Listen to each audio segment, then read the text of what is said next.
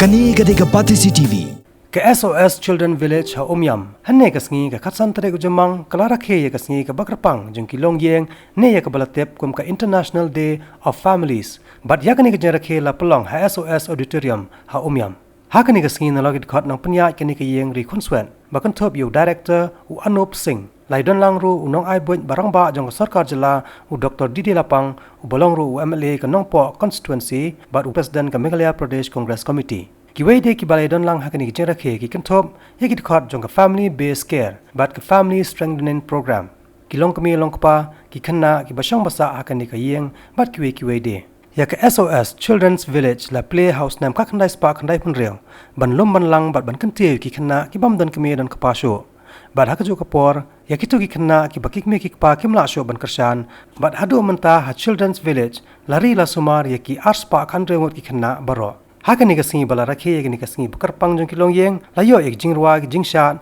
bat ki wede ki jingle ka hello ransan ki bala shimanta de kilong kami bat ki khanna na ki FSP baper kom na umkte mansan panthor bat mau kerdam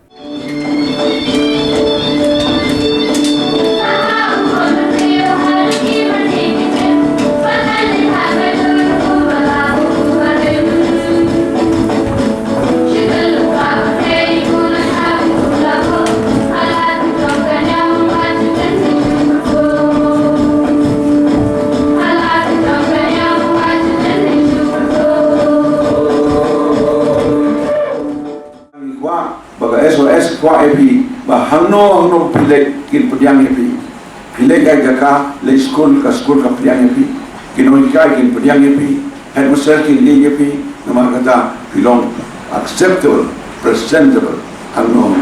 kabar gajil long ba pide bandon galong ba pide bandong ki balamasna we should be dependable.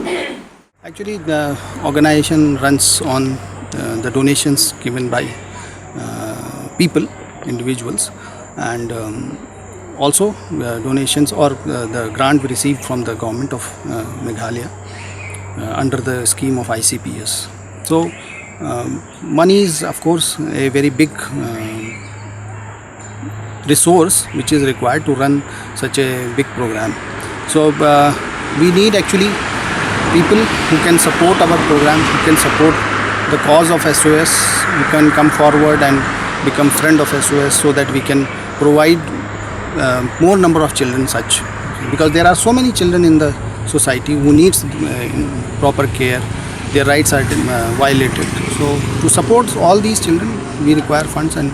that is we want that more and more children, people associate with us and they become friend of SOS. Kani gadega Pati CCTV.